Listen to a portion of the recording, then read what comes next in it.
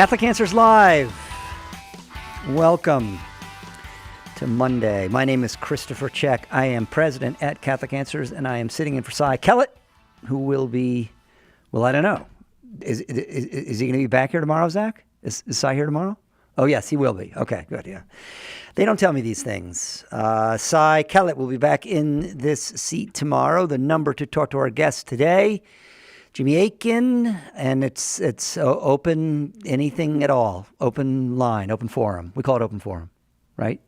Yes. Yes, that's what we call it. Yes. Oh, it says open forum right there on the screen, Jimmy. That's how I knew. How about that? 888-318-7884. 888-318-7884. 888-31-TRUTH. Jimmy, every time you're the guest, I try to slow down when I say the number because inevitably you'll tell me, slow down when you say the number.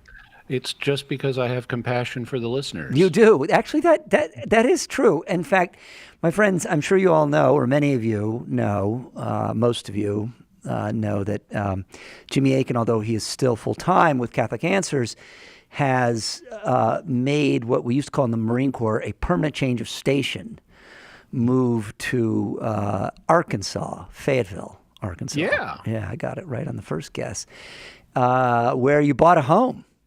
I did, yes. And so very happy to be here. And Arkansas has lots of benefits, and California has some benefits too, but this is where I need to be now. Well, and it's where you're from. Yes, Fayetteville is one of my hometowns. Yeah, well, I'm very happy to be back, that you're back there and back there with your family, and very happy that you have a house because now you can get a dog. And I plan to get more than one, yes. Look at this. See, this, my friends, is evidence of Jimmy's sanity. He plans to have more than one dog. 888-318-7884. But to the point of your compassion for the listener, we said farewell, not goodbye, but farewell to Jimmy a couple, 3 weeks ago. And every time I host a show with you, or many times when I host a show with you, of course, I'm always staggered by your knowledge and your capacity to for the fundamental skill and the knowledge that goes with it of apologetics. But it's not infrequent that we will get a caller who really is struggling with something besides needing to have a passage of Scripture explained to him or to her, but a more personal matter. And Jimmy has a pastoral heart. He really does. And I'm always kind of like, I have to say every time I hear it, I'm like, wow, there it is. Well, it's very kind of you to say so. I've heard it said by different people that, and here comes a segue for our conference. I've heard it said by different people that suffering in life builds compassion. And I try to be very compassionate with people. And I don't know if it's true that suffering builds compassion, but I've suffered a lot in my life. And, you know, I became a widower at an extremely young age and so forth. And you asked me for our upcoming conference this September to do a talk on suffering as part of the problem of evil. If there's a good God, why do we suffer, and why do we suffer? And you actually encouraged me to talk about suffering that I've experienced. So I'm going to do that. But that's just one of the many talks that we're going to be having from very capable speakers, including Scott Hahn, at our upcoming Catholic Answers Conference this September. It's called I Believe in God. And Chris, I'm sure you can tell us where people can get more information about that conference. CatholicAnswersConference.com. And I think you can save $50 or some giant sum of money if you use the code EARLY, EARLY, through the end of the month. But I think we were already close to 2/3 sold on this thing. So don't delay, my friends. Yeah, Scott, and it is in fact true. I did ask Jimmy to talk about this, and it's a difficult topic, so I'm glad that he agreed. But it is a common objection, I guess, of the agnostic or the atheist to say, well, if your God exists, why does he permit this kind of suffering? Or some people might say, why does he cause this kind of suffering? And it's sometimes it arrests us, or arrests a lot of us, and we don't have a good answer to it. But I know that especially if we're suffering ourselves at the moment. Right. exactly, and that can be an impediment to our own belief. Sure. So yeah, I'm glad you're talking about that. But you're right. Scott Hahn, but also Francis Beckwith, one of the great, another one of the great celebrity converts. So Jimmy Akin, Scott Hahn, Francis Beckwith, Tim Staples. It's like all these great celebrity converts so going to be on the program. I remember when Francis Beckwith became a Catholic, and he had been head of the, what did they call it, American Evangelical Scholars Association or something like that. That was huge news. But also Logan Gage, who runs the philosophy department at Franciscan, a very fine speaker. Dale Alquist, president of the Gilbert Keith Chesterton Society. It's a really wonderful lineup. This is the most number of outside speakers we've had. We've fooled around with the program a little bit, and it's going to be a great time. Anyway, we got to get to calls, Jimmy. Okay, CatholicAnswersConference.com. 888-318-7884, 888-318-7884, open forum with Jimmy Akin. Let's go to Chuck in Cincinnati, watching on YouTube. Chuck, thank you for watching on the Catholic Answers YouTube channel. If you're ever not near a radio tower, my friends, you can catch us on YouTube, Catholic.com, Facebook, the Catholic Answers app. Chuck, welcome to Catholic Answers Live. Yes, hello. Thanks a lot, and thanks a lot, Mr. Akin. So we've talked before. I'm an evangelical Protestant, but is not world famous on YouTube, which means I can't interview you for a full hour. I'll try to slip in maybe a question and a half with my first question. So, well, actually, if you're on YouTube, I tend to be pretty generous with appearances on other shows. It's true. I don't require people to have a huge subscriber base before I'll talk to them. So if you want to do an interview on YouTube, I'm open. Chuck, send us an email to radio@Catholic.com. We'll see if we can't set that up. Wow. Well, I better be prepared. Yeah, I recommend it. What's your question, Chuck? Yes, sir. Okay. So I'm going to give a presumption, and my presumption into my question is kind of like a half a question, but you'll see what I mean in a minute or 30 seconds. So presuming that if the official teaching, the official position of the Roman Catholic Church is that as a result of union in Christ, which is, I have been crucified with him, buried with him, I have been raised with Christ, I am seated with Christ in the heavenlies. All these are past tense, union in Christ.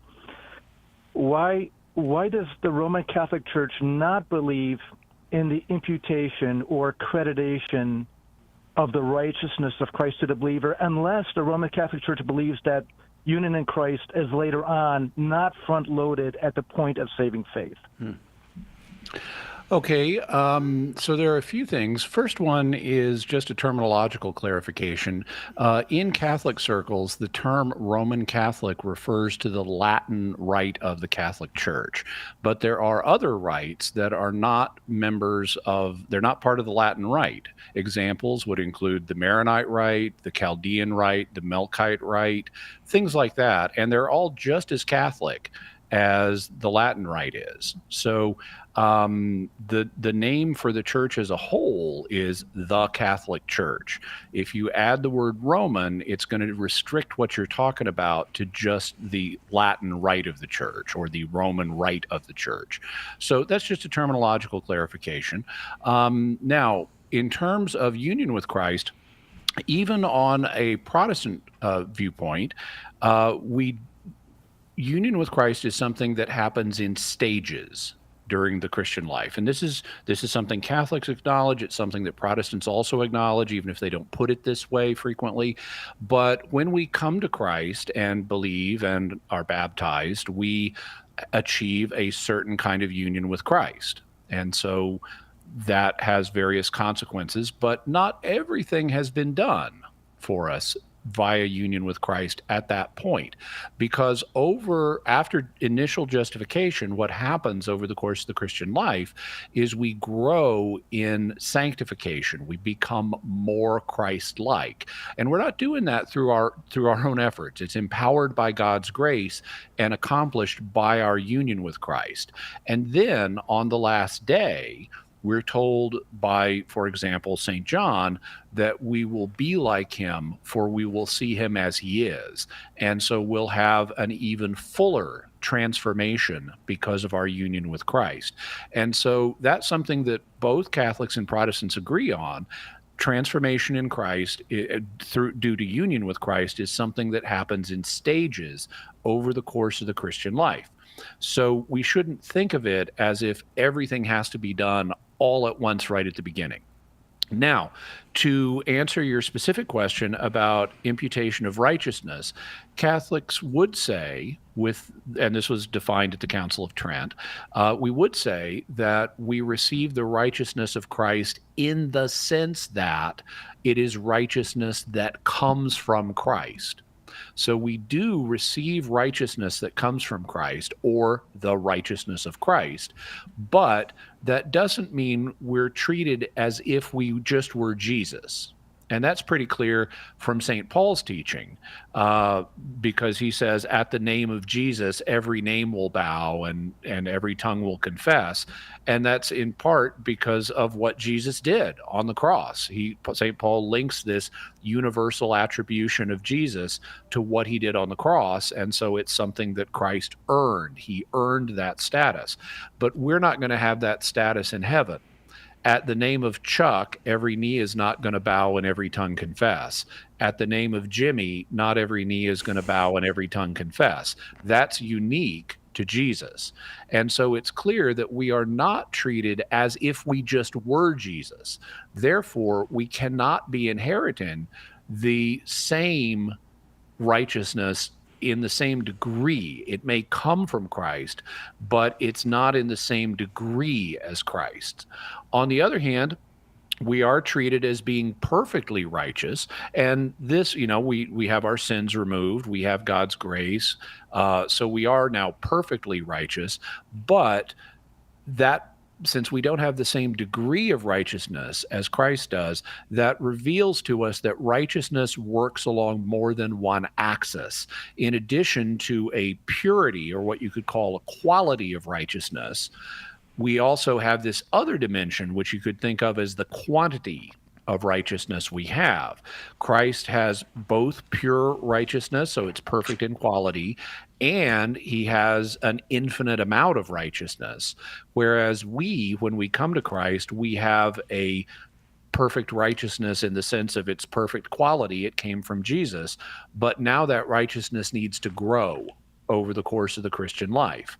And that accompanies the transformations of justification and sanctification.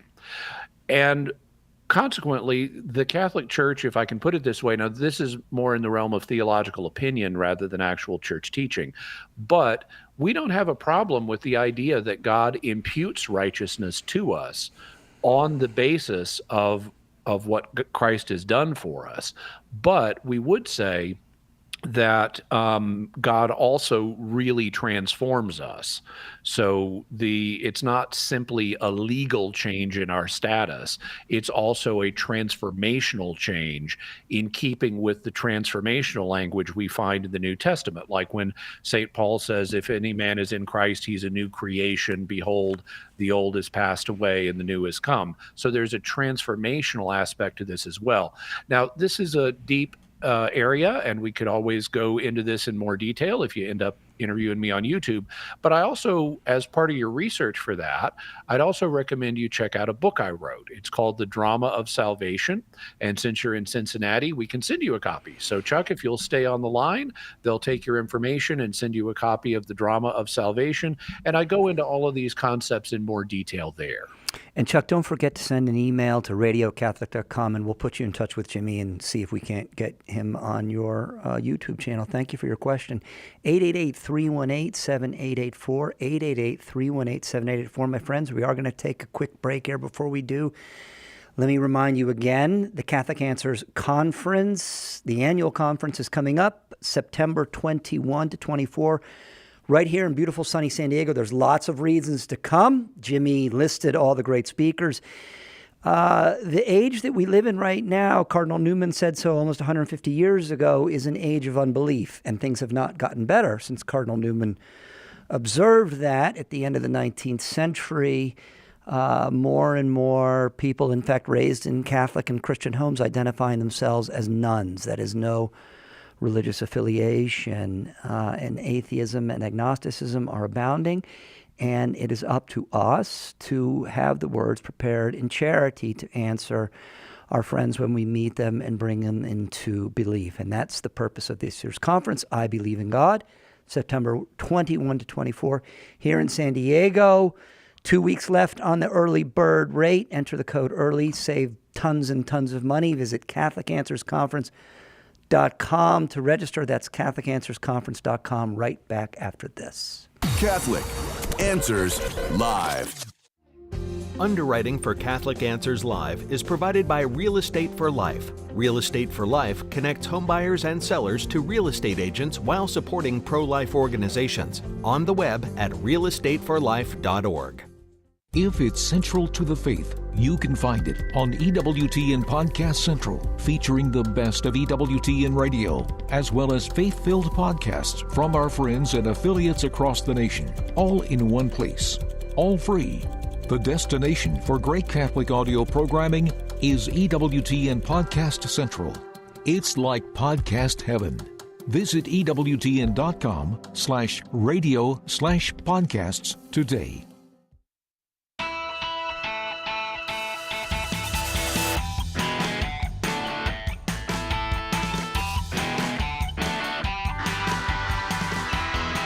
Catholic Answers Live. My name is Chris Check.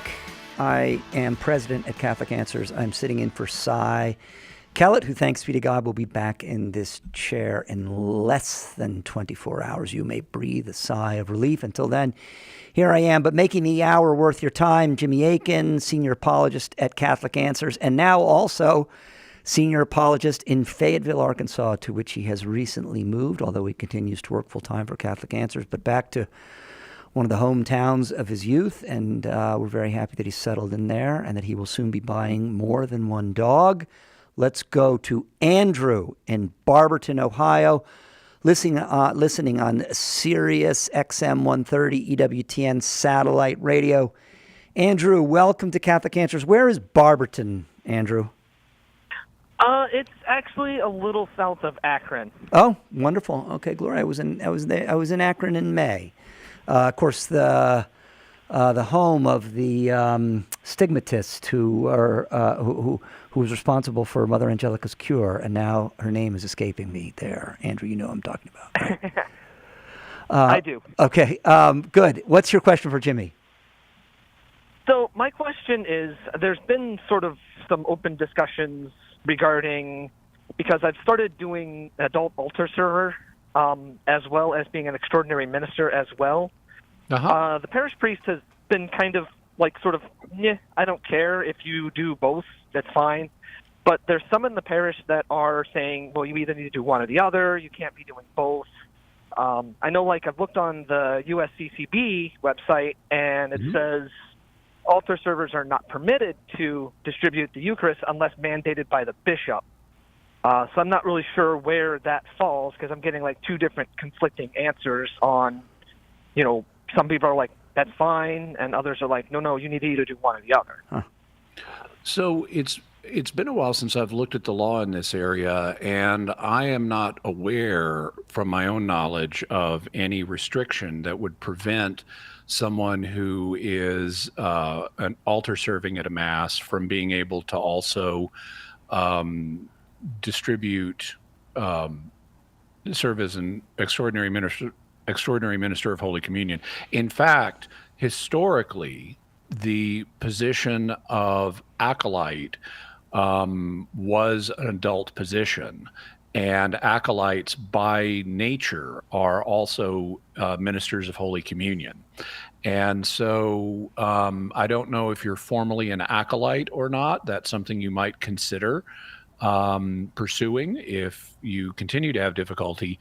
I would have to look at you said you found a page on the USCCB website saying that altar servers are not permitted to distribute unless mandated by the bishop. I would have to look at that and see what they're citing and see if the law is if it really says what you just reported.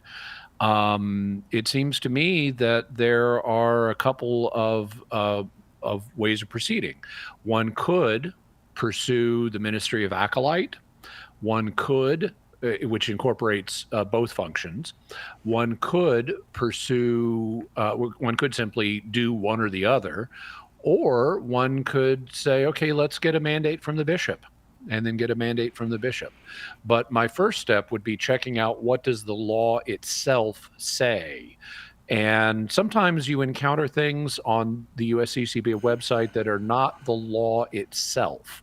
They're opinion pieces or helpful guides that are written by folks, and generally they're of very high quality, but there can be a gap between what got summarized from the law and what the law itself actually says. So if I were in this situation, my first step would be to run it to ground, to go back to the original legal documents and carefully read them and see what they actually say. How's that, Andrew? Sounds good. All right, good. Thank you for calling. 888-318-7884, 888-31-TRUTH. Chris Check sitting in Versailles. Kellett, Catholic Answers Live. Jimmy Akin answering any questions you have at all about the Catholic faith. Let's go to Aaron in Hastings, Michigan, also watching on YouTube. Aaron, welcome back to Catholic Answers Live. Hi, thank you. Now that I'm looking to go back into this stuff, I'm just trying to figure out how, like, societies of Pope Pius X and Pope Pius XII are false Catholicism. Okay. Well, I wouldn't say that the Society of St. Pius X is false Catholicism. I would say it's in an irregular legal situation, but I wouldn't say that it has a fundamentally erroneous understanding of the Catholic faith. There are some difficulties theologically and doctrinally, but I wouldn't consider them fundamental, and so I wouldn't use the term false Catholicism for them. A lot of what they believe is right in line with church teaching. Some of what they believe is, even if it's not the current majority opinion, it's certainly within the range of permitted Catholic opinion.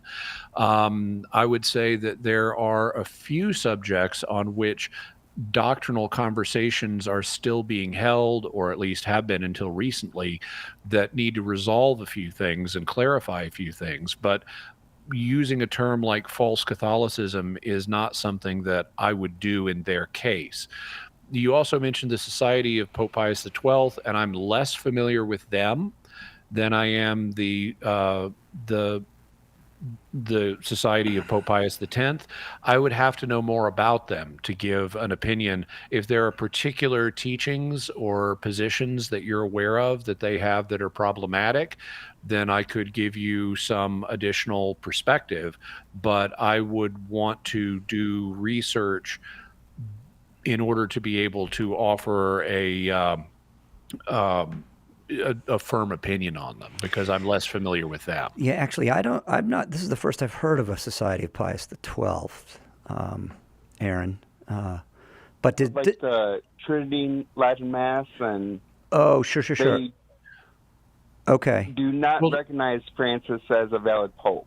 Pius V, maybe, Jimmy. Is there Pius V? I'm familiar with. Yeah, I think maybe that's who we're talking about. They are a Seat of Vacantist group, right. And so that's who I'm familiar with. But given how Seat of Vacantists tend to split a lot, there could be a Pius the Sixth and Pius the Seventh and Pius all the way to Pius the 15th by now.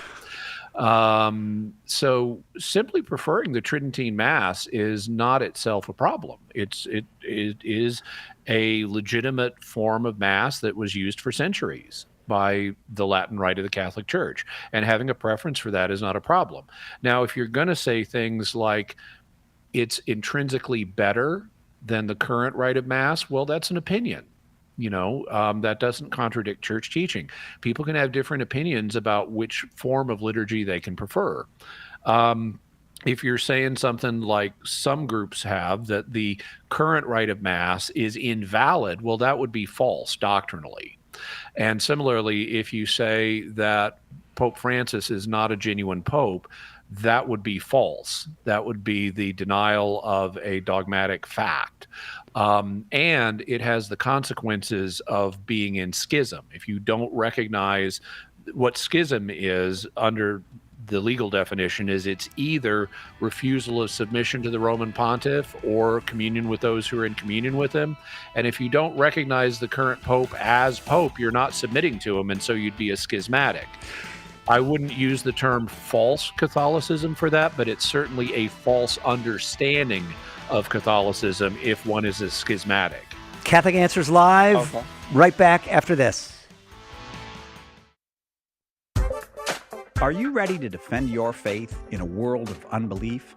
Join us at the 9th Annual Catholic Answers Apologetics Conference. This year's theme, I Believe in God. And it'll help you provide clear and charitable answers to atheism, agnosticism, and plain old indifference. Don't miss what promises to be the event of the season. Join us in San Diego from September 21st through 24th as we welcome our special guest, Dr. Scott Hahn, and an all-star lineup of great Catholic speakers. Spend quality time with your favorite Catholic Answers apologists and enjoy 4 days of fun, fellowship, and adoration of the Almighty.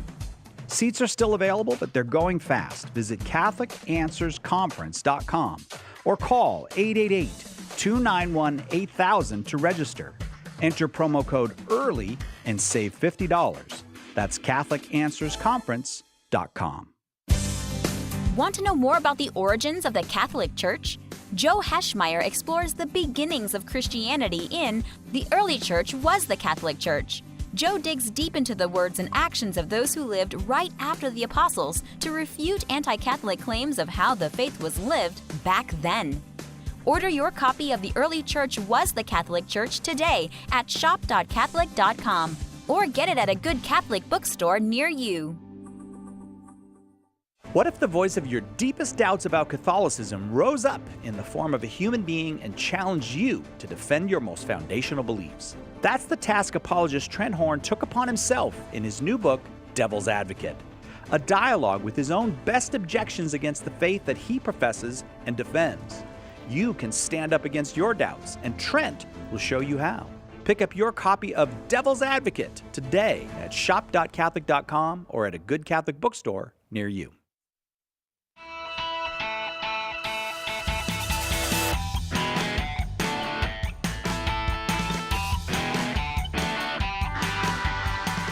Eight, 318-7884. 888-318-7884. Chris Check sitting in for Cy Kellett. The show is Catholic Answers Live. My guest, senior apologist Jimmy Akin, who just celebrated 30 years at Catholic Answers a month ago. Right, Jimmy? Yeah. 30 years. Just over a month ago. June 1st was my report to work date. June 1st, what year was that then? 1993. Yeah. I was and in it's the feast of Justin Martyr, patron Oh, of that's right. apologists, and that was a divine providence that was not planned. Amen. Of course. Well, it was Not by planned. me. It was. That's what providence means, right? Well, I mean on the human level, I it was get not it. No, planned. of course. I was in the Marine Corps back then. That was a long time ago. Mm-hmm. Okay, so Thomas Graff, who many of you know, has joined us in studio. Thomas Graff is the social media czar at Catholic Answers. Здравствуйте. Oh, look at that. That's all I know. Okay. He manages all of our social media. Now, wait a minute. Platforms. Yes. Is that did I use the right word there? That is a correct use of that word. One of which is called TikTok. Yes, Okay. like the clock. You're going to explain that in a second. And hence he is known when he does this segment as Thomas the TikTok Engine. Oh, That's right. very good. That's right. See, you were too young to remember Thomas the Tank Engine. Oh, I was raised on. But not the ones narrated by Ringo Starr. I feel like he was mixed in there. My parents owned VHSs and such, so like I was able to see them. And of course, we had the model trains and everything. The very first ones were narrated by Ringo Starr. They went downhill from there.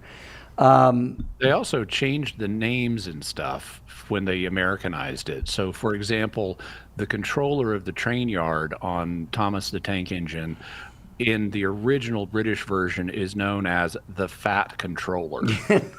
But because Can't say that, yeah. you can't say that in America, they changed his name to Sir Topham Hatt Sir in Topham the American Hatt, version. yes.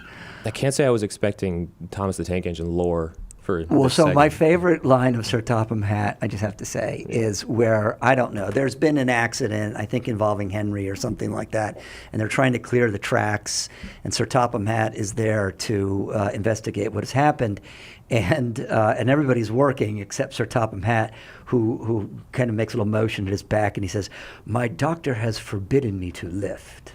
So that's become a trope in the check house. Whenever somebody doesn't feel like doing any work, we say, "My doctor has forbidden me to lift." I'm going to use that on my next day off.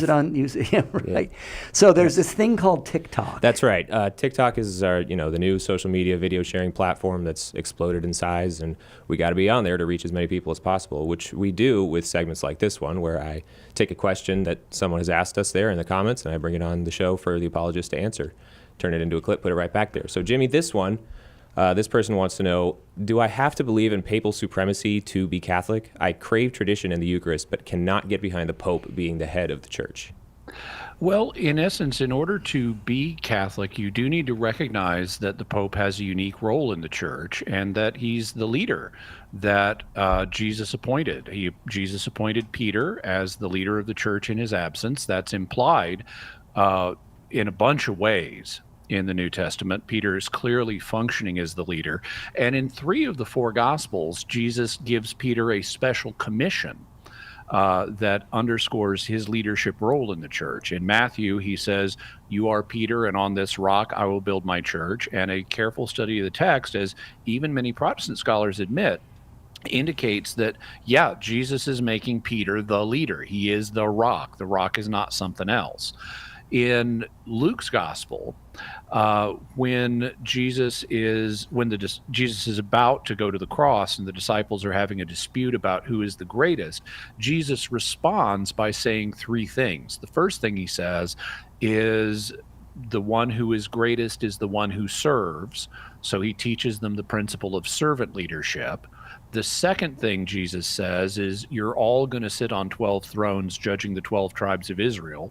So he assures them they will all have a prominent place. And then he focuses on Peter and says, "Peter, when you have turned back, strengthen your brethren." And so he gives Peter pastoral care of the other 11. And so he, again, singles out Peter for a unique leadership role and gives him a pastoral charge. He's going to be their pastor. He's going to strengthen them in the faith. In John's gospel, after the resurrection, you have a group of the disciples together with Jesus, and because of his 3-fold denial of Christ, Jesus makes Peter do a 3-fold confession of Christ. And he says, "Peter, do you love me more than these?" Meaning these other disciples who are right here with us. And Peter says, "Yes." And he says, "Feed my sheep." And so he didn't say, "Feed my sheep except these guys." He's just asked, "Do you love me more than they do?" And Peter says, "Yes." Okay, so they're part of the sheep. Therefore, Peter, you need to feed them. Jesus again gives Peter a pastoral role over the entire church, over his sheep, including the other disciples. So one does need to recognize the Pope as the successor of Peter and be on board with the fact that whoever the current Pope may be at the time, he is in charge of the church, of the earthly church, in Jesus's absence. Now, there's a lot more to say about this, but we have a lot of resources on this at Catholic.com. So go to Catholic.com, type in Peter, Pope, Matthew 16, things like that, and we'll have a lot of resources waiting for you there. Thomas, is that going to do the trick for TikTok? That will do wonderfully, especially the plug at the end. Oh, very good. Yeah, and Joe Heschmeyer's book, Pope Peter. That's right. It's a great one. So, Thomas, you're getting married on Saturday. That's right. The clock's ticking. To the beautiful Teresa. That's right. Mrs. the TikTok engine, as Sai called it. Yeah. Keep Have Thomas. a great Saturday. Yeah. Thank you. I will. I believe. Keep Thomas and Teresa in your prayers. We're very happy to see them get married. And I'm going to say, Thomas, she made a good choice. Yeah, and I made a fast one. And a wise Before someone one. else got it. Yeah, exactly. Well done. 888-318-7884, Catholic Answers Live. Matthew in Colorado Springs watching on YouTube. Matthew, welcome to Catholic Answers Live. Thank you. How are you? We're well. How can we help? Okay, so I don't know if this goes into two questions or not, but I'm aware of the profound impact your Catholic podcast has had on those around me, particularly my devoted grandparents. While I may not be like an active listener myself, their influence has inspired me to deepen my connection with God, and I've recently begun attending a Catholic. It is great, yeah, and I've recently begun attending a Catholic church driven by a desire to forge a stronger spiritual bond. And along this journey, I have developed a passion for philosophy, which actually, I made my own TikTok called Philosophy Alien, but the name reflects my lifelong sense of feeling out of place with myself and the world.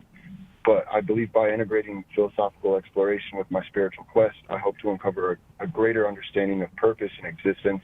And I would greatly appreciate any insights or guidance you could offer to help me bridge the gap between philosophy, spirituality, as I continue to seek a profound sense of belonging and purpose in this vast universe. So I guess my question would be what advice or guidance can you offer to someone who is struggling to strengthen their faith and truly believe in God, especially during times of doubt and uncertainty?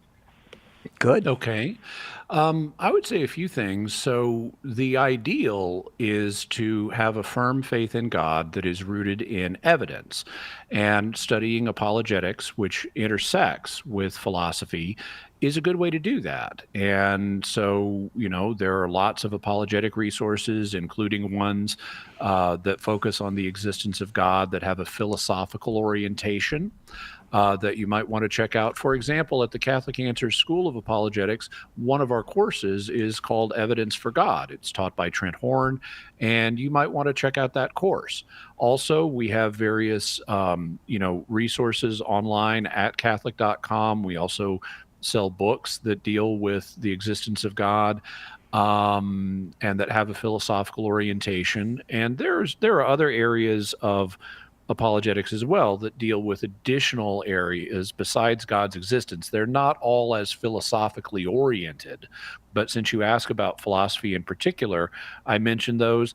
There's a rather robust philosophical community on YouTube these days that discusses, and sometimes in great depth, arguments concerning the Christian faith. A particular channel I could recommend that does a lot of that is Cameron Bertuzzi's Capturing Christianity. So you might check out Capturing Christianity on YouTube. He has a lot of dialogues with different people, both Christians and non-Christians. He approaches things in a very calm and balanced way. I've been on his show a number of times, but a lot of other people have too, and so I could recommend that channel to you. The other avenue, now, because I mentioned the ideal is to have a firm faith that's rooted in the evidence, I would point someone towards apologetics.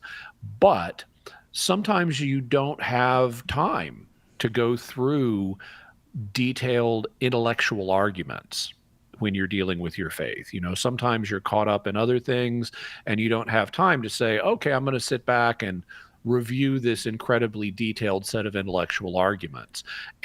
Or you may be in a situation where you've kind of gotten brain dead from all the arguments you've reviewed, and it's like, I can't make a decision between these positions, between say Christianity and skepticism. I just feel like the evidence is something I can't really weigh. in a way that settles the question decisively. And that's where our old friend Blaise Pascal comes into the picture, because he was a French mathematician and philosopher and apologist. When he died, he was taking notes for an apology for the Christian faith that he planned to write. Unfortunately, he passed on before he was able to do that, but his notes are incredibly valuable. And in one of the notes, he addresses the situation of a person who feels torn between the evidence, who has tried to settle the question of Christianity or skepticism based on evidence, but feels unable to do so. And for that person, he says, well, if you can't use evidential reasoning, he doesn't say it this way, these are modern terms, but basically he says, if you can't settle the question using evidential reasoning, but you still have a practical need to act, you need to either act like a Christian or act like a skeptic, well, then fall back on practical reasoning. And so in practical terms, what would favor your interests the most? And he says it a couple of different ways, but basically he argues that assuming Christianity is true, even if you can't prove it, will be more to your benefit than assuming skepticism is true.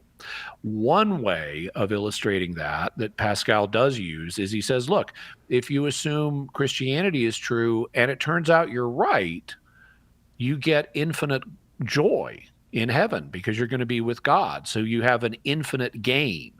Whereas if you assume Christianity is true and you're wrong and skepticism is true and there is no afterlife, you don't really lose anything except the tiny little finite cost that you incurred in this life by observing Christian morality.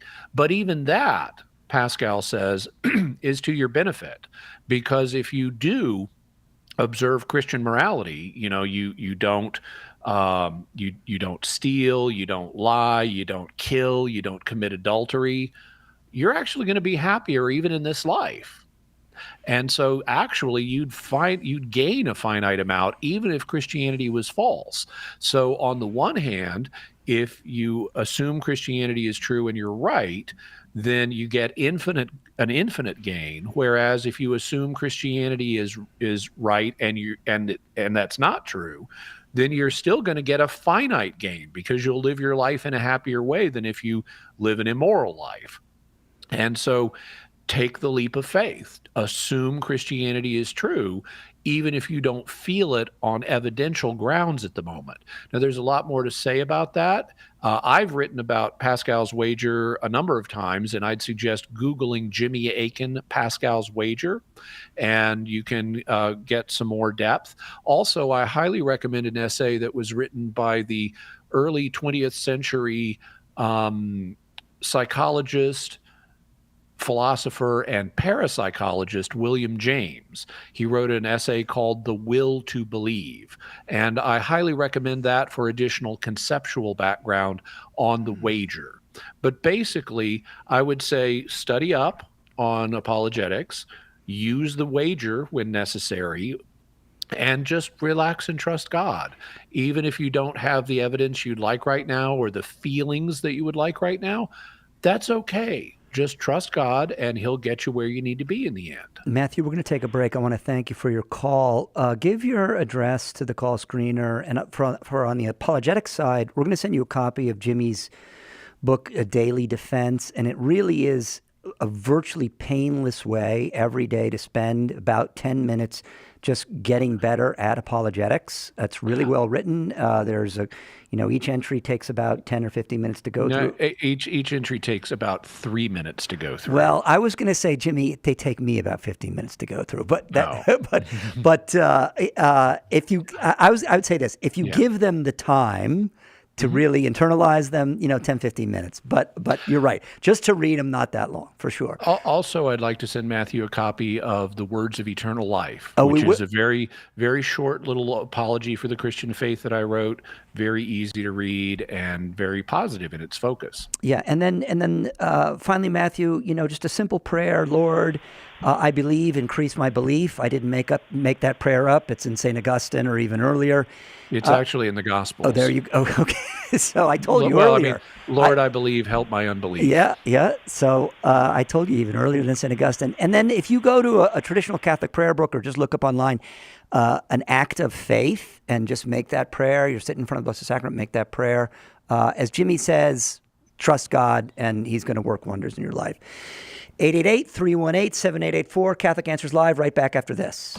Let us help you with your question today on Catholic Answers Live. He is honored by the Church as a saint with the title Second Apostle of Germany. Matthew Bunsen and the Doctors of the Church. The Dutch-born Jesuit St. Peter Canisius was one of the key figures in restoring the Catholic faith in Germany during the Protestant Reformation. He is renowned for his catechism and also for his founding more than 40 universities that proved bastions of Catholicism across Central Europe. He died in 1597 and was named a doctor in 1925. To find out more, visit EWTN.com and click on Catholicism.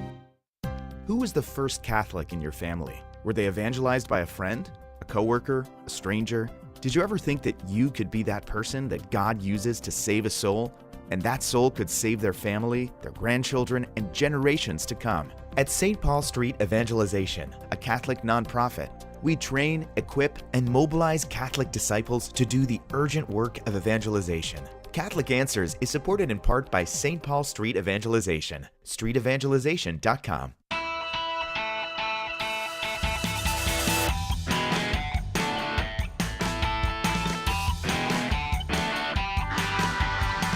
Eight 318-7884, Catholic Answers Live. Chris Check, Jimmy Akin.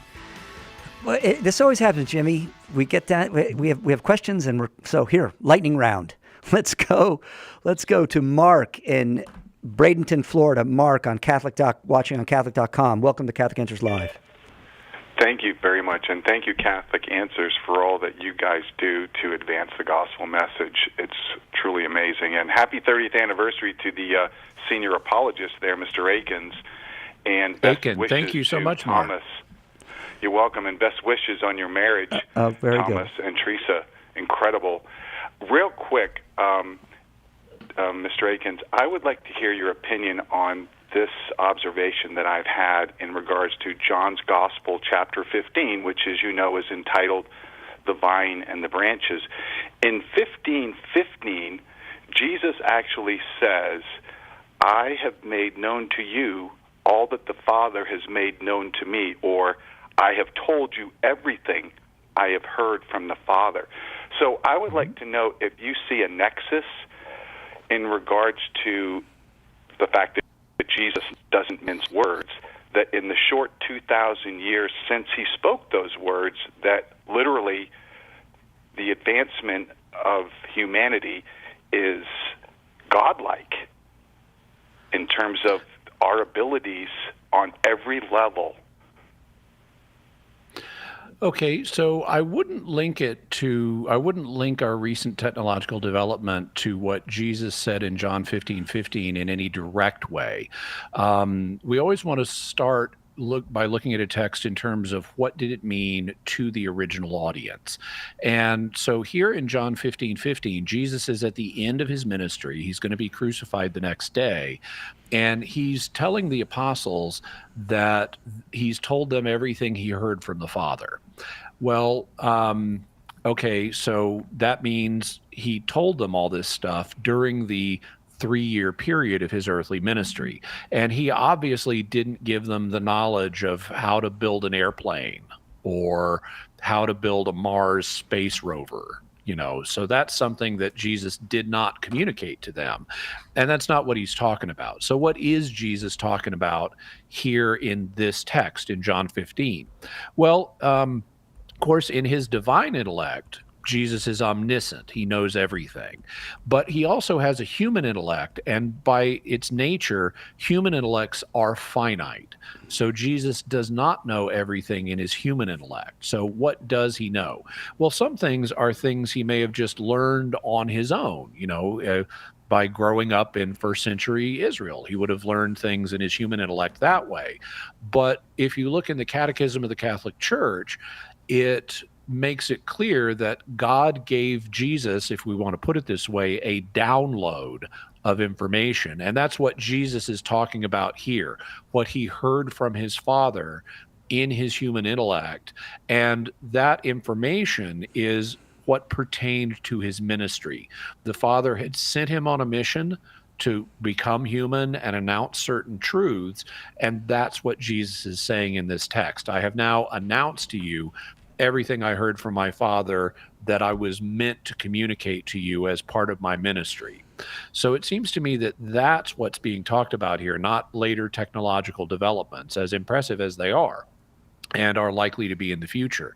However, there's another text in the Gospel of John, right at the beginning of the Gospel of John, that refers to Jesus as the light that came into the world and that enlightens every man.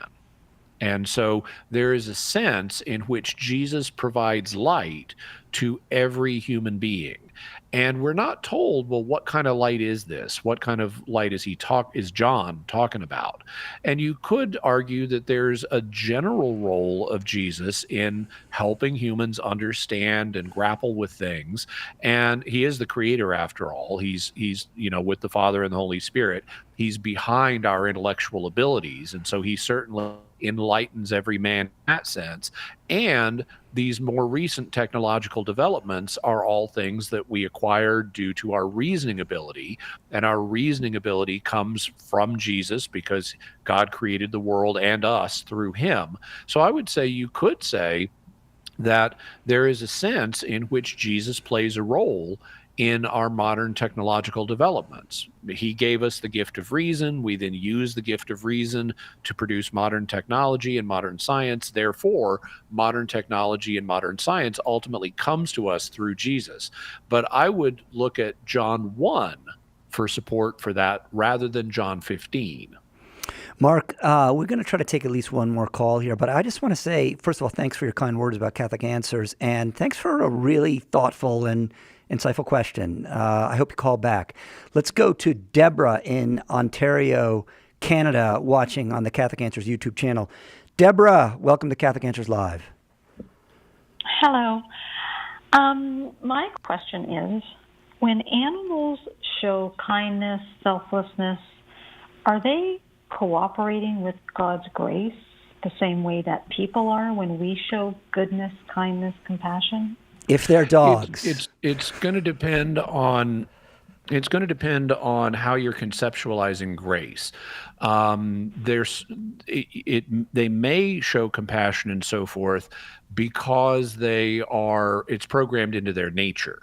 Like we've bred dogs over the centuries, over the millennia, to be more compassionate, at least when it comes to humans. And now you can see dog videos of dogs, golden retrievers hanging out with parakeets and cats and all kinds of things that they would have eaten if they had been wolves.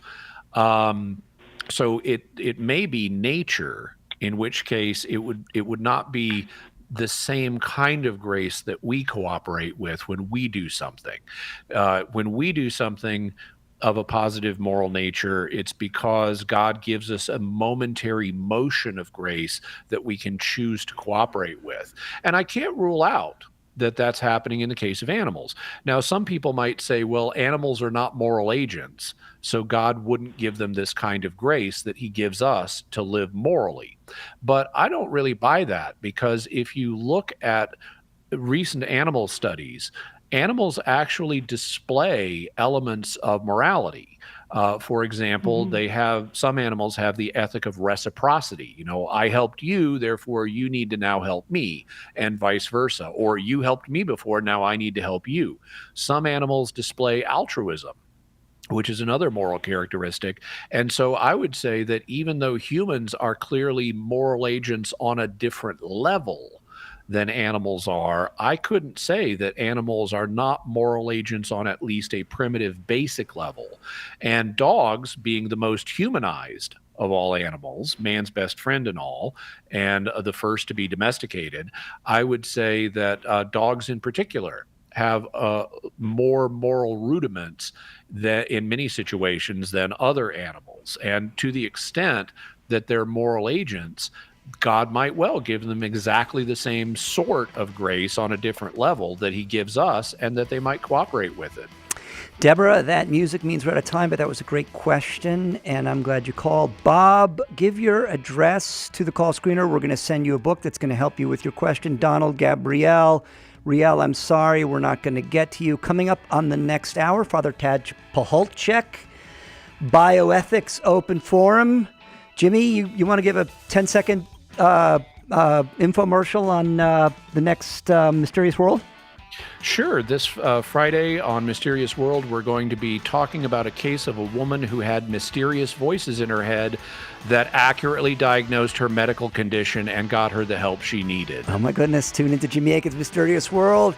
Catholic Answers Live. Chris Check sitting in for Cy Kellett. Right back after just a few short minutes. God bless.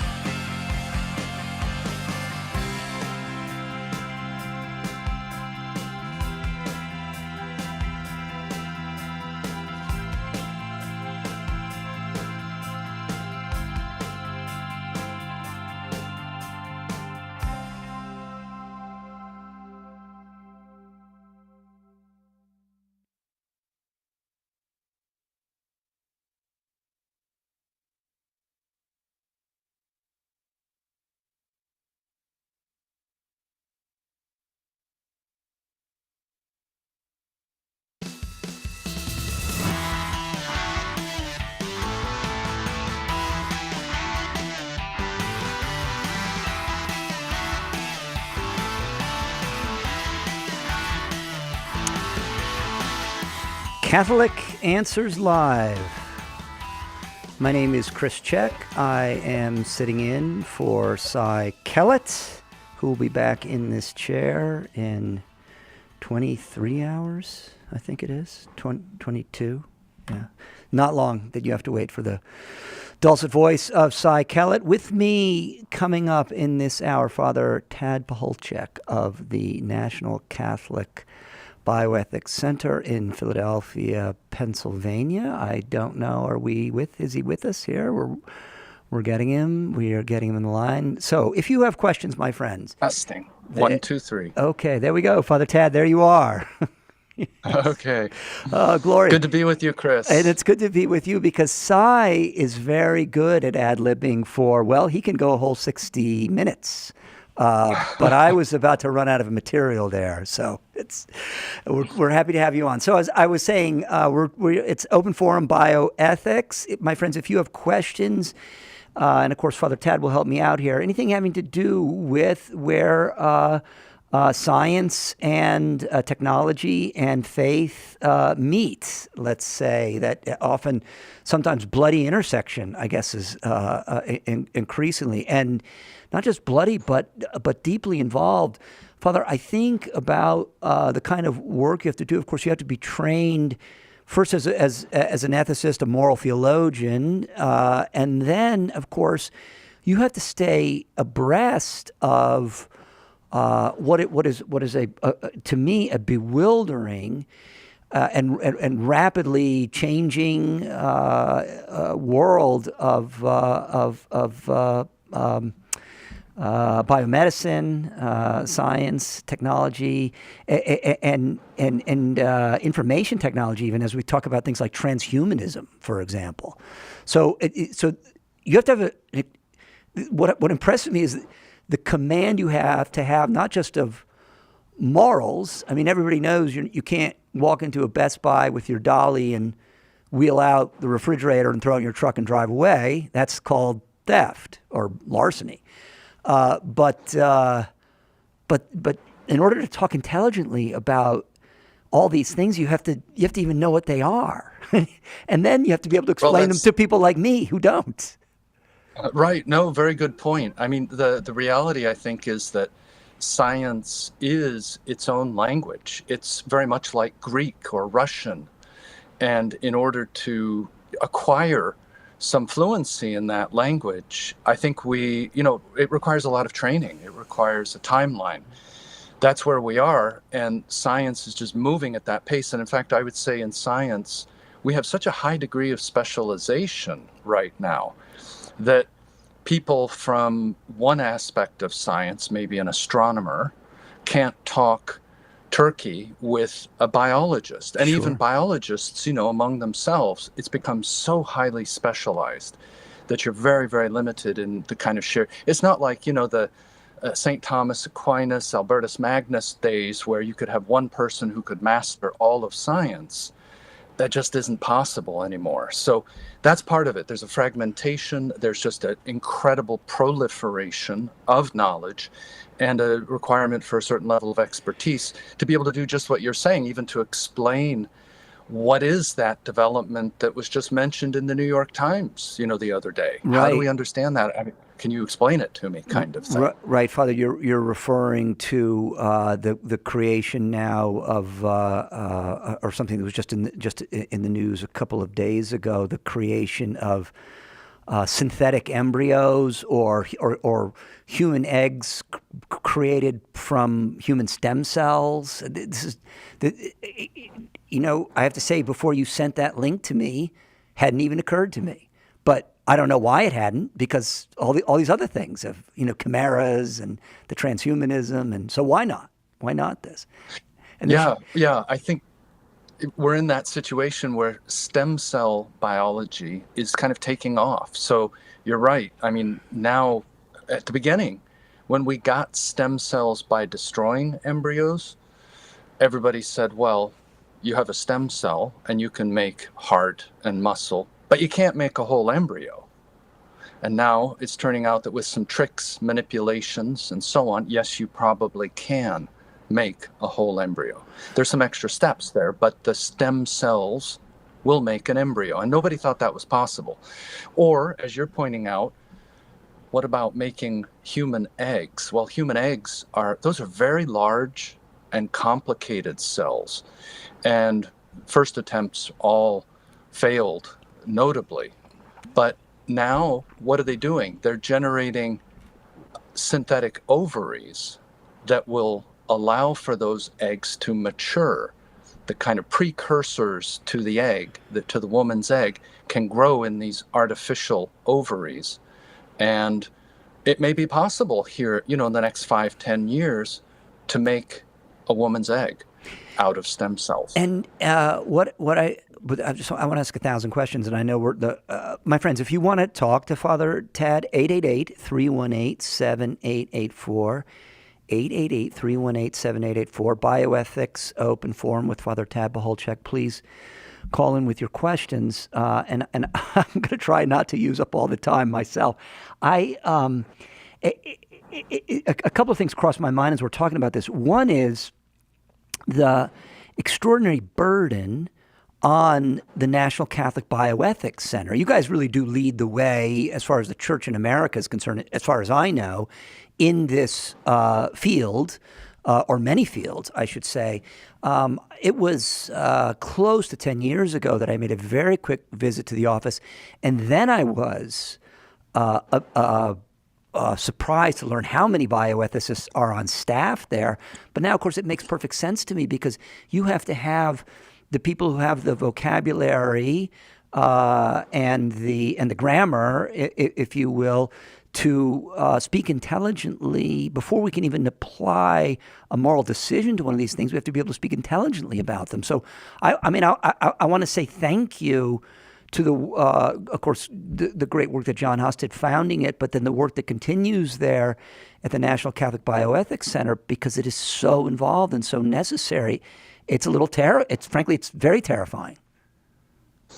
Yeah, our work, I say to people, it's never the same thing any 2 days. And, that's a plus, but also kind of a concern in the sense that you're dealing with a lot of evolving issues. You're dealing with a lot of pressures that are coming from multiple quarters to kind of skew the ethics in certain directions and maybe to step away from the received tradition that, provides us such luminous guidance in the face of these things, these questions.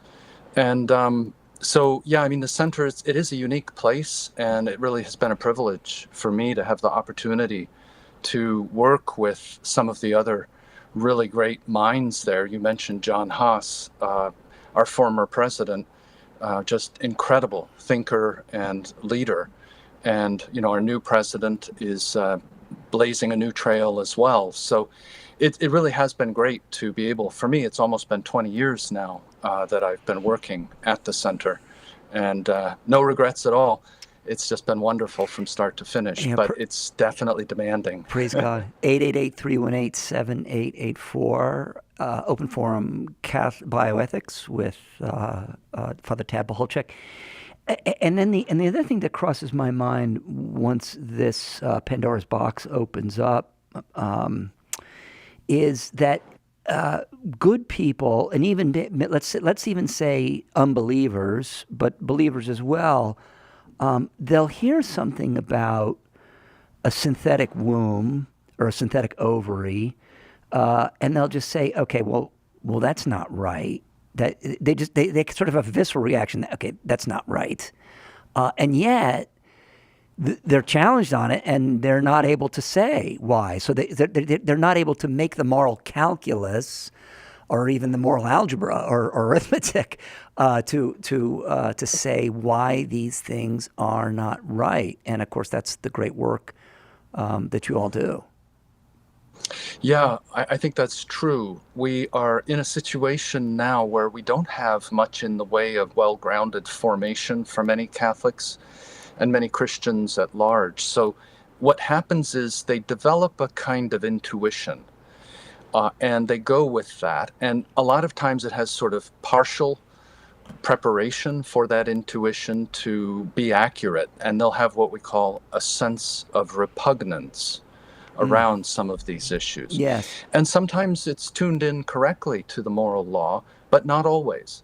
And so I think the challenge here is to provide a kind of basis or backdrop so that people have more than just a one-liner, oh, that makes me not feel good kind of thing. That gives me the creeps. Reducing, right, exactly. Reducing this ethics to feeling is a move that many people make, and it's highly inadequate to the types of issues that we face today. And the church offers us a much stronger foundation to be able to make conclusions. Right. Feeling is not going to stand up to the scientists in the laboratory who have been puzzling over this thing and actually quite excited about their research. And some of them, maybe even with good intentions, though, I tend to think of a lot of I immediately think of the NICE in the third volume of Lewis's science fiction trilogy there whenever I hear about things like, synthetic embryos or synthetic ovaries. Remind me what that is. I can't remember what it stands for, the NICE, but the National Institute for some kind of experiments or something, it's in the third book of Lewis's C.S. Lewis's so-called science fiction trilogy. If you haven't read them, Father, I know you'll enjoy them. The third is the best of the series. It's called That Hideous Strength, I think, and these are men working in the basement of a major university on really what amount to diabolical experiments. And as it turns out, in the course of the book, they are in fact worshiping the devil. And so I tend to associate. When people talk about transhumanism, I say, well, this clearly is coming from the evil one. All right. Well, we do need to go to questions. 888. 318-7884, 888-31 Truth. Grateful to have you on the program, and let's start unpacking these. Riel calling from Portland, Oregon, watching on YouTube. Welcome to Catholic Answers Live. Hey, a pretty simple question. What are the Catholic moral teachings on circumcision? Oh, very good. That is. Yes. Okay. So, real good question. There is not an argument really to be put forward that this involves any kind of intrinsic wrong. In other words, there's a long tradition here, especially in Judaism, of allowing for this. Even our Lord himself was circumcised. We know that. So this is something that represents a choice that could be made for certain religious reasons. I think, that's going to, for the modern man, perhaps become a question around maybe sanitary practices or other medical indications that would indicate that either circumcision or non-circumcision is preferable. Now, what happens is sometimes people will cite an example or two of a circumcision gone bad and then try to say, well, that makes the whole thing bad because it was poorly done by somebody. And I don't think that constitutes a valid kind of moral argument.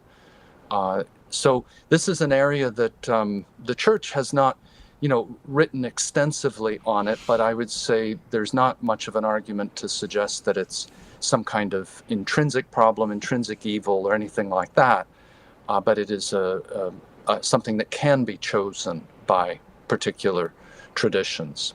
Riel, I hope that was helpful. We got to take a quick break. 888-318-7884 to talk to Father Tad Pacholczyk before we break. My friends, $1 book sale at shop.catholic.com. Wow, $1 for a book.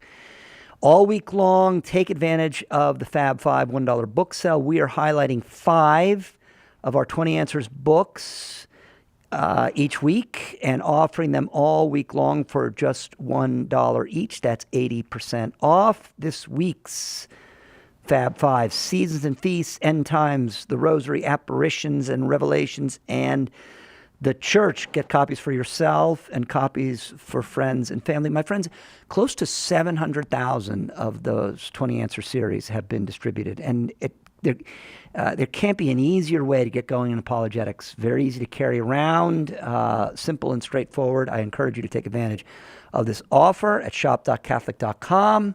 Catholic Answers Live, right back after this. There's only one Catholic Answers Live. Are you a coffee drinker? If so, you can now enjoy a coffee roasted to perfection by the Carmelite monks of Wyoming. Delicious Mystic Monk coffee is roasted and prepared by monks in a hidden cloistered monastery and is available in over 25 varieties. All Mystic Monk coffees are works of perfection and labors of love. For more information on how to purchase Mystic Monk coffee, visit mysticmonkcoffee.com. That's mysticmonkcoffee.com.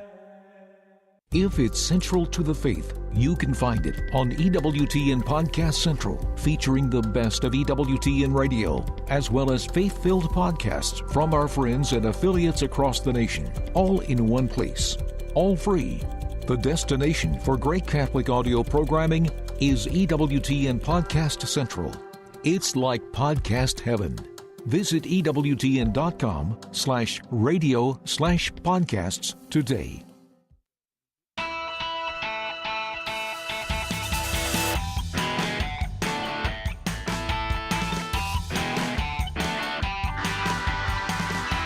Eight 318-7884. 888-31 Truth. Chris Check sitting in for Cy Kellett, Catholic Answers Live. Father Tad Boholchek of the National Catholic Bioethics Center. And Father Tad, you have your own website where you distill bioethics for the non-specialist. It's excellent. What's the URL? It's fathertad.com. Oh, piece of cake. And that's either... Yeah, it's pretty easy. It's either Father written out or FRTAD. Either one will get you there. Okay. Excellent. And then, of course, our National Catholic Bioethics Center website is ncbcenter.org. And we have also tons of material there, especially if you have more complicated, questions or want to read some of our specialized journals. Yeah, and one of the great services, correct me if I'm wrong, that you all provide are people who are preparing for end of life, with following Catholic directives, with end of life directives and wills, bequests, things of this nature. But particular, exactly. what can and can't be done in terms of ordinary and extraordinary care, etc. Exactly. One of the things over the years in the area that I kind of focus on, like stem cells and embryonic questions and in vitro fertilization, there's always some changes going on, but then there's a constant backdrop of people dying. So these questions about what should be done, do we need a ventilator, what's ordinary, what's extraordinary, what about a DNR, etc., those questions come up all the time, and those have been constant over the 20 years that I've worked at the Bioethics Center. They don't really change, profoundly, although there are some details around, for example, new ways to procure organs when somebody is going to be declared brain dead and some other things there. But for the most part, the dying questions are very, very carefully mapped out, really, by the church on so many levels. 888-318-7884. My friends, I really encourage you to avail yourselves of the great work that the National Catholic Bioethics Center has been doing for so long. Joseph in Boston, Massachusetts, welcome to Catholic Answers Live. Thanks for having me. My question is whether healthcare clinicians and scientists are formally cooperating with evil and compromising their salvation if they publish papers or give professional presentations in spaces that are requiring the use of gender-neutral language when referencing phenomena that are specific to women, like ovarian cancer or preeclampsia. And if we know that such policies were implemented to embrace the conclusions of gender theory in particular.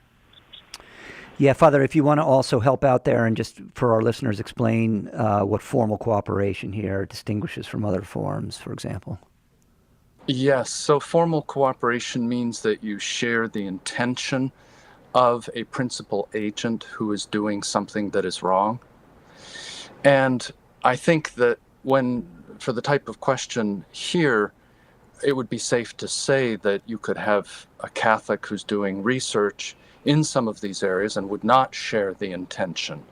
And then that would constitute potentially material cooperation in evil, which, is analyzed differently, because formal cooperation where you share that intention is always unacceptable. One should never share the intention of doing something that is wrong. There's really no leeway there. Material cooperation in evil sometimes will be permissible depending on the closeness of the cooperation. In other words, how much of a causal contribution are you making? So for this question here about the use of pronouns, for example, if there were a meeting and there was an expectation that somebody would be using pronouns that are not biologically descriptive of a particular set of experiments that were carried out, I think there's a problem, certainly, but I don't know that it's the kind of thing that I would say automatically threatens one's salvation or something like that. It's the kind of thing that's going to require probably a measure of prudence to be able to navigate around it to the extent that that's possible, and to seek at times to also perhaps avoid situations where specific pronouns are required. That may be, sort of the first level on which, and then hopefully on other levels, when one is dealing directly with other investigators who may be of a different mindset on these issues and promoting this sort of view, that will be an opportunity potentially for some more substantive discussions. When you first find yourself at a national or international meeting on some of these scientific issues, it's probably not the moment to be suddenly kind of throwing what could be a kind of stick of dynamite into the middle of all of this. It may not be the right venue, but there are going to be other settings, for example, in one's own laboratory where you're doing research, where it's going to be clear that you need to have certain discussions, even if they're a little challenging, with your lab mates and with others, to whom you have an obligation to be a kind of your brother's keeper. And again, it'll require prudence to not go too fast into these things, because we're in a society that has really made a hard left turn here. And many people, are viewing it almost as a form of intolerance to not go along with this current that is flowing very, very strongly today. So we have to, walk gingerly, be careful, but at the same time stand for that which is authentic. And we cannot be using pronouns that incorrectly describe others in our discourse. Joseph, is that helpful? It is helpful. I suppose I was thinking most specifically about scientists who are publishing papers, and for instance, instead of saying women who are pregnant, you have to say individuals who are pregnant, thereby erasing the idea that pregnancy is necessarily contained to just women, where it can include a diversity of individuals. Yes, I mean, to the extent taking a hard turn. Right. I think that's a great question. I mean, there's not anything wrong with saying individuals who can become pregnant. It doesn't really, biologically speaking, imply anything beyond that. But you're right, within the realm of the ideology that is being forwarded vigorously at the moment, it could be taken as a form of tacit approval or recognition that a claim could be put forward that men somehow could become pregnant. But in other words, I think what's important on the first level is for ourselves and for our own integrity not to be stating something that is outright incorrect. So if we were being forced in language to say that biological males can become pregnant, we should be able to say, no, the data is very clear on this. Biological males do not become pregnant and cannot be impregnated. And we have data from the hard sciences to confirm that.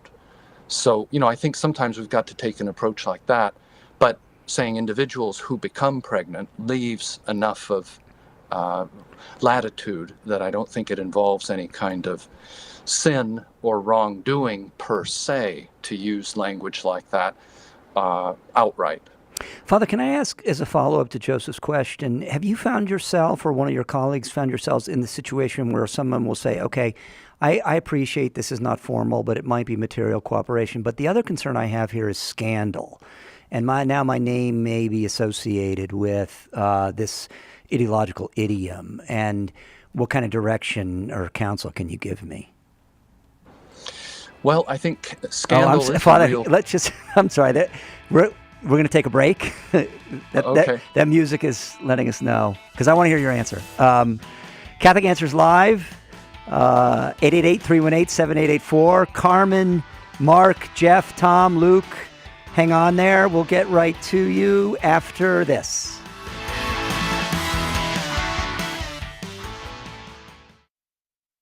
Want to get right to the core of Christ's saving message? Want a roadmap for living the life Christ calls you to? It's time to look again at the Beatitudes. In his new book, Heart of the Gospel, How the Beatitudes Show Us God's Plan for Happiness, Father Sebastian Walsh demonstrates compellingly how these 8 declarations make up the foundation, the essence, and the final goal of Jesus' teaching. Heart of the Gospel illuminates the scriptural passages from which we get the Beatitudes, explains the significance of their wording, their order, and their timing in Jesus' ministry. And it draws out edifying parallels and connections with salvation history and the lives of the saints. Most importantly, Father Walsh offers wise counsel from his own work as a priest and teacher to help you live the Beatitudes in your own life. Order your copy of Heart of the Gospel today at shop.catholic.com or ask for it at a good Catholic bookstore near you. If you're not a Bible scholar, the full message of how the Sunday Mass readings fit together can be tough to comprehend. Apologist Carlo Broussard is here to help. Join Carlo every Friday for the Sunday Catholic Word podcast. In each episode, he unpacks the scripture readings for that Sunday and brings them all together so you can better understand and defend the faith. Visit SundayCatholicWord.com to subscribe. That's SundayCatholicWord.com. Want to know more about the origins of the Catholic Church? Joe Heschmeyer explores the beginnings of Christianity. In the early church was the Catholic Church.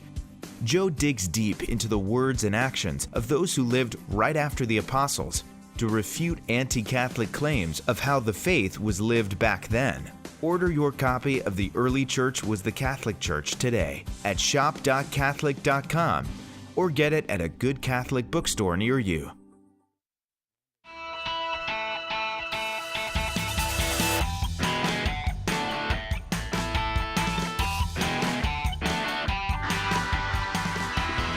(888) 318-7884, Catholic Answers Live. Chris Check sitting in for Cy Kellett, Father Tad Paholchek. Father Tad, sorry there, the music came up fast on me, rookie mistake. Cy knows the clock much better than I do.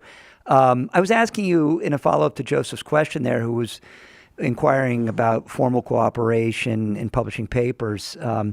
Even if something weren't formal cooperation and limited to material cooperation, there's another moral component to something like this, and that's the question of scandal. I think I would tend to be a little more lenient in this regard, but have you ever found yourself in a situation where someone has said to you, look, I'd like to publish in this journal, but I've got to use this, I have to use the grammar of this idiom. I'd rather not, but I think I can advance medicine if I do. What do you advise? Does my question make sense? Yeah, it does. It certainly does. And I think you're saying the ability to publish that article that might push forward the field and might even have some implications for, pushing it back against the idiom itself, that there's a proportionate good there that would allow for material cooperation potentially. And the issue when you do have scandal as a danger is to ask yourself, well, what kinds of steps can I take to limit scandal? Because scandal implies that you'll be leading others potentially into error and sin. And many times by a clear explanation in the right context, there will be other ways to mitigate that potential for scandal. And it may be the case, for example, that you will have already written something else in another venue that everyone will be aware of that sort of stakes out your line of analysis in such a fashion that it's clear you're not supporting that problematic assertion that seems to be coming through. So, there's going to be some subtlety in how one works that through. But scandal is a reality that we do need to pay attention to. And we need to be thinking about, if I do something, how is this being read around me by the people around me? Yeah. Are they going to take it the wrong way? 888-318-7884, Catholic Answers Live. Carmen in Columbus, Nebraska. Welcome to Catholic Answers Live. Hello. Hi, Carmen. I have a question that's pretty specific on frozen embryos. Sure. And the Catholic Church's stand on what to do with those when, not just like the ones that are unwanted, maybe just nobody wants them anymore. And I don't really know. I know that surrogacy isn't right, but I don't have a lot of good reasons on why you can't allow that life through surrogacy, because you wouldn't want to destroy the embryos. So I don't really know how to hold my view. Father, an involved why. topic, to be sure. Definitely. So the issue here is we have all these embryos. We have actually more than 1 million of them in the United States. And more each day are being generated and trapped in these frozen orphanages. So it's an ongoing humanitarian tragedy. And Carmen's question is a great question. What should be done with the ones that are stuck in the deep freeze and abandoned? But I always say to people, that's a great question, but there's something far more pressing, which is, how do we stop the assembly line? The assembly line is going full speed, funded by millions of dollars of customers seeking to achieve a pregnancy. And so this tragedy, even if we have a little Band-Aid, for example, let's say we sanctioned embryo adoption. The Church has not sanctioned it one way or the other. It's been highly debated. And the last Church document, Dignitas Personae, basically had highly cautionary language against the idea of embryo adoption, meaning that some stranger could adopt these embryos, gestate them, and raise them as if they were their own children. So,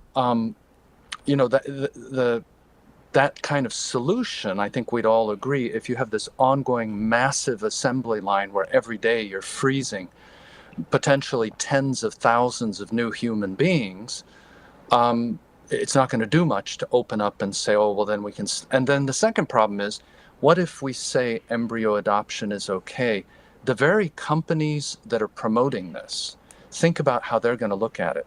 They're going to say, oh, well, there's really not much pressure to try to decrease the number of extras or spares that we produce, because now we can have a double customer tier.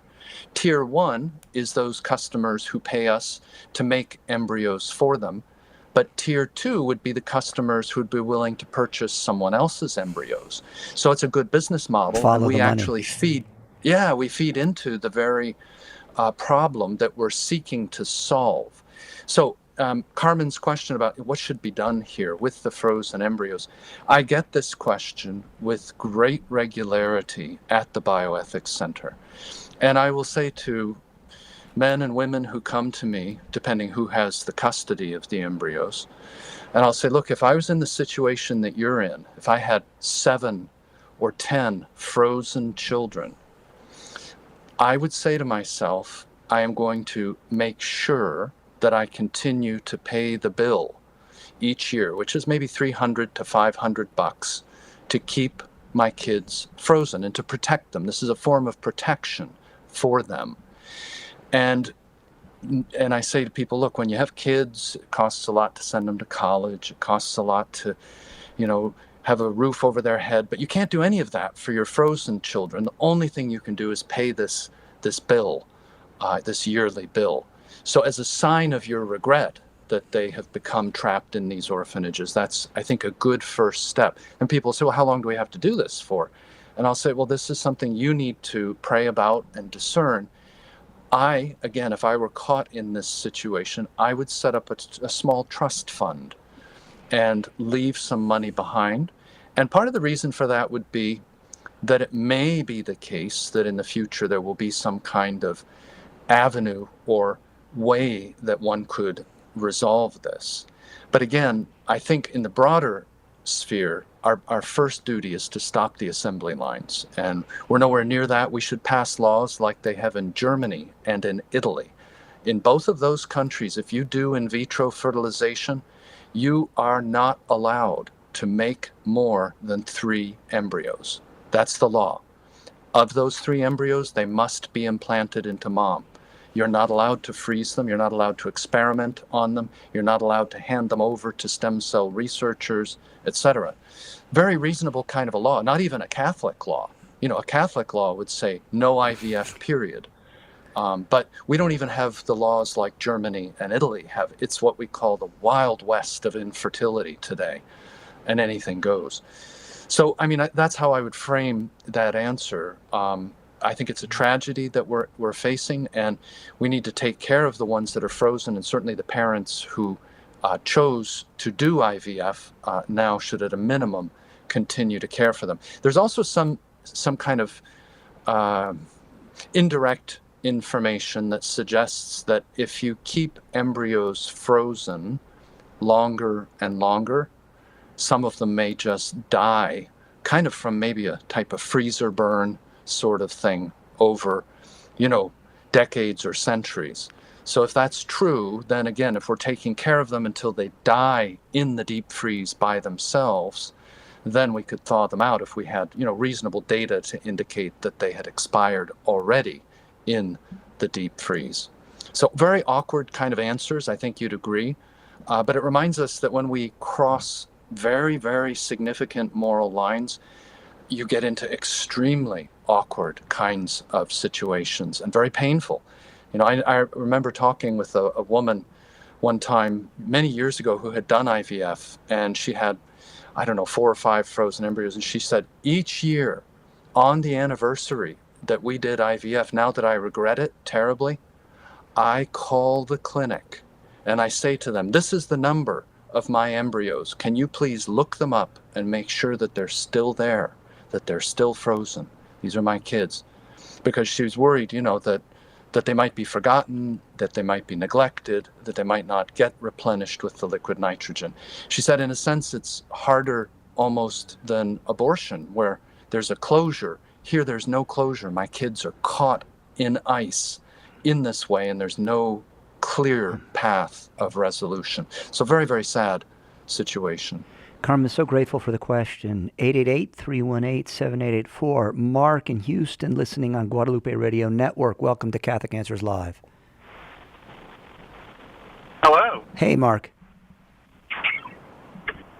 Yeah, my question is around harvesting eggs.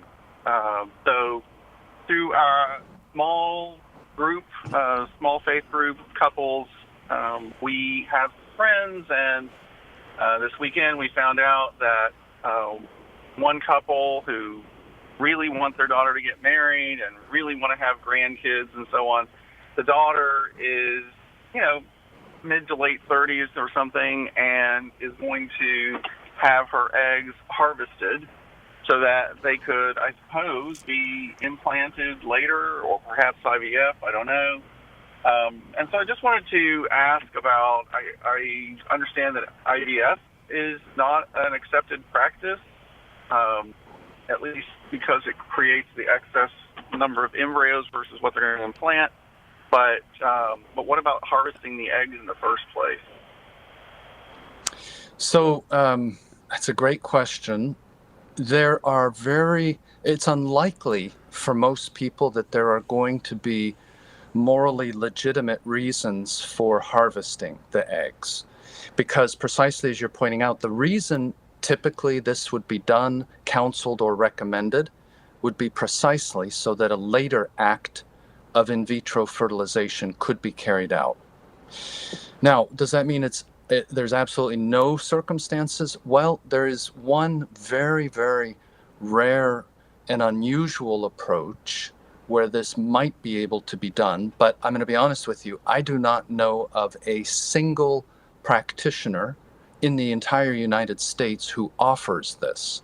But what it involves is if you had frozen your eggs, and let's say you were going to have chemo, and it was going to, wipe out the function of your ovaries, and then after you finished, you're saying, I'd like to get pregnant, you take the eggs and you do what's called LTOT, low tubal ovum transfer, where you basically stick the egg into the fallopian tube. And then the woman has marital relations with her husband and hopefully, possibly conceives, and then, becomes pregnant and gestates the child. But this technique is not offered really by anybody that I'm aware of. It's more of a kind of theoretical possibility. But that would be the only reason that I can think of in terms of assisted reproduction where freezing your eggs might be allowable. But one other just slight angle you mentioned or hinted at, what about if you had something like a slice of the ovary that could be surgically removed, frozen, and then later that slice reinserted into the woman's ovary? There has been some work on that kind of technology where the whole tissue is frozen and then thawed later, with some limited success, at least in animal models. And I'm not sure in humans how far along that is. But again, that wouldn't per se raise any problems as long as it was her own ovarian tissue that you were talking about in doing the process. So I hope that provides a little bit of, a sense of some of the outlines and guidelines there. How is that, Mark? Yeah, I guess what I understood is they're actually going to be harvesting eggs and then freezing them. So I guess it would be either...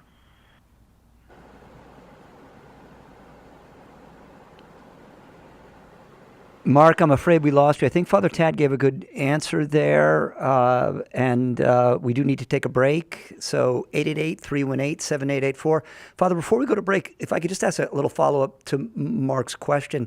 I don't know if this is just a boogeyman in my own imagination or if, in fact, you're aware that this kind of thing might be going on. Something that's concerned me about organ donation is the possibility of a premenopausal woman having her being involved in an automobile accident or declared brain dead or however it goes, and then potentially having her eggs harvested. Is this just a horror story that I'm imagining, or is this potentially going on? It is potentially going on, and actually there are cases where somebody died under the conditions you're describing, and their parents made a decision to because they wanted to have grandkids, and they were going to see how they could do that. I remember hearing about a story like that a few years back, and that raises significant concerns. I mean, our sex cells, our sperm or our eggs, they are a particular part of our own identity, and they are only meant to be shared in matrimony, in the marital act itself, and not to be kind of pirated in this way for other purposes, other agendas, other things that people might like to see come about, like, getting grandchildren after your daughter has died. 888-318-7884, right back after this. It's all about the truth. Catholic Answers Live. Underwriting for Catholic Answers Live is provided by Real Estate for Life. Real Estate for Life connects home buyers and sellers to real estate agents while supporting pro-life organizations. On the web at realestateforlife.org. EWTN's Religious Catalog has great summer reading for kids. How the Angels Got Their Wings introduces children to the famous archangels Michael, Gabriel, and Raphael. It also introduces children to those special angels who are here with us right now, our guardian angels. It's one of many great summer reading suggestions for kids from EWTN Religious Catalog. For more, visit EWTNRC.com today. The Catechism defines evangelization as the proclamation of Christ and His gospel by word and the testimony of life. But what does that look like in real life? It looks like St. Paul street evangelists out in the public square sharing the good news. We're a Catholic nonprofit that starts conversations by handing out free sacramentals. Then we employ our method of listen, befriend, proclaim, and invite. Catholic Answers is supported in part by St. Paul Street Evangelization. Visit streetevangelization.com to learn more.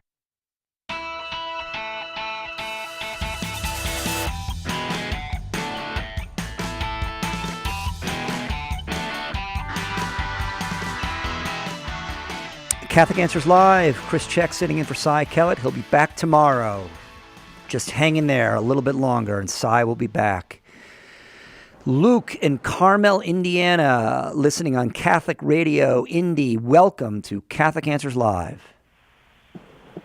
Hi, I'd like to thank you for having me. Thank you, Father Tad, for counseling me previously when I've reached out. I think you're incredible, and I just really appreciate you. Here's my question. I am a pharmacist, and for the longest time, ever since I graduated, I've avoided jobs where I have had to dispense contraception and, the abortion regimen out of violating my conscience. And recently I had to take a job because I couldn't get a job. I had to take a job where I'm going to be faced with this. And I know that there are other indications where I can presuppose that I'm passing out contraception for, let's say, acne or PCOS or something other than, contraception. But I know the vast majority of it is going to contraceptive purposes, and I just feel like I'm promulgating the culture of death. And, I just feel like whatever cooperation I have with evil, it's violating my conscience. So I'm just looking for guidance in terms of, do I tell my employer, no thank you, unless I know the indication, I'm not dispensing this? And obviously the same goes for the abortion pill regimen if I'm faced with dispensing that. Just looking for your guidance. Good. Great question. Wow. Yes. I mean, this shows some of the real dilemmas of conscience that do come up in various segments of the medical profession. And I think pharmacists, have a particularly tough situation. So one of the things I often counsel is that it makes sense to have some of these discussions with your supervisor ahead of time. And, to frame it in terms of conscience concerns, that there will be certain situations that are likely to arise that you would like to request that if somebody comes in with a prescription for a contraceptive that, it's clearly for contraceptive purposes, that could be not directed to you. If you're not right up front greeting the customer, but it's going through another person who's then dispersing to one of the pharmacists at the place, such an arrangement sometimes can be worked out.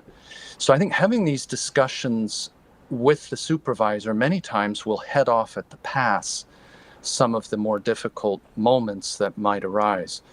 In terms of the abortion pill, I am not aware of any uses of that would be legitimate.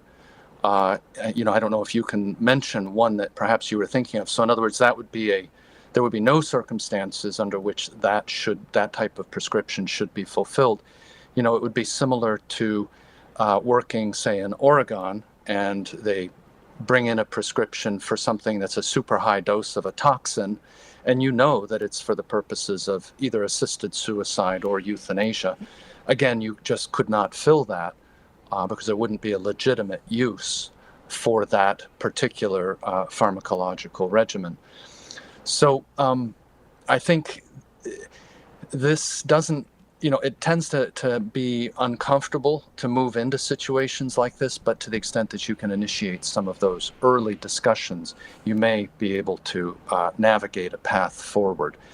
Because if you do fill a prescription, it is a type of material cooperation that is likely to be what we call immediate material cooperation in evil. If you know this, even if you don't want to do it, but you fill it, you're providing a very close causal link to the commission of the evil by the woman later when she ingests it and takes the contraception. So you want to be out of that causal chain of events so that you are not causally contributing to the commission of the evil. Luke, please know that the Catholic Answers Live listeners and Father Tad and I will be praying for you, and we thank you for your courage, your moral courage, and we need good Catholics in the pharmacies, and you are in our prayers. Let's go to Jeff in Toms River, New Jersey, listening on Domestic Church Media. Jeff, we're coming against the clock, so if you can phrase the question quickly, we'll be grateful. Hi, I'll sure try. This is a question about children born intersex, with the intersex condition. Two-part question. One, my understanding is that God doesn't make mistakes. And two, what is your advice about how to raise a child who is born intersex? Yeah, good question. Okay, so God doesn't make mistakes, true enough, but original sin has infected all of God's creation, tragically. So we have situations that, like what you're describing, some of which I think one could say are connected to original sin, much in the way that disease and other things, which were not part of the original plan, have come into creation and somewhat subverted the original plan of the Lord.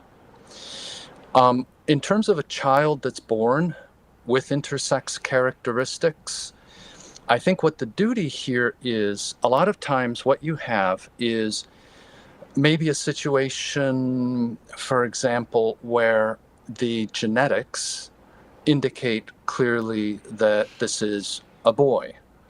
You have an XY, but there's a hormonal issue that maybe in utero he was exposed to high levels of some hormone that pushed developmental characteristics in a different direction so that the genitalia didn't develop as well as one would like, or that there were some other defects there that manifested themselves.